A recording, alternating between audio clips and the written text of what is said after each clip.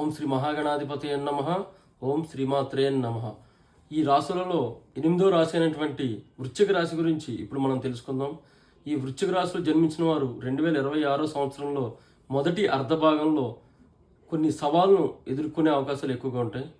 అయితే ఈ సవాళ్ళు ఎలా ఉంటాయంటే ప్రతిదీ కూడా మీరు ఆలోచించి అడుగు వేయాల్సినటువంటి సమయం ఇది. ఈ సమయంలో మీకు మార్గదర్శకత్వం ఇచ్చేటటువంటి అనుభవజ్ఞులతో సలహాలు తీసుకుని ముందుకు వెళ్ళినట్లయితే కొంతవరకు మీకు ఉపశమనం దొరుకుతుంది. అదేవిధంగా ఆస్తి వాహనాలు కొనుగోలు చేయాలనుకునే వారికి ఈ సంవత్సరం చాలా అడ్డంకులు ఎదురవుతాయి అన్నమాట. మీరు దాన్ని బట్టి ఆలోచించి మీరు ఈ నిర్ణయం తీసుకోవడం మంచిది. అదేవిధంగా విద్యార్థులకి చదువులో కష్టపడితేనే కానీ రాణించే అవకాశాలు లేవు ఈ రాశిలో కూడా. అదేవిధంగా మీ ఆరోగ్యం పట్ల చాలా జాగ్రత్తలు తీసుకోవాలి. ఎందుకంటే ఈ సంవత్సరం మీ ఆరోగ్యం అంతగా బాగుండదు.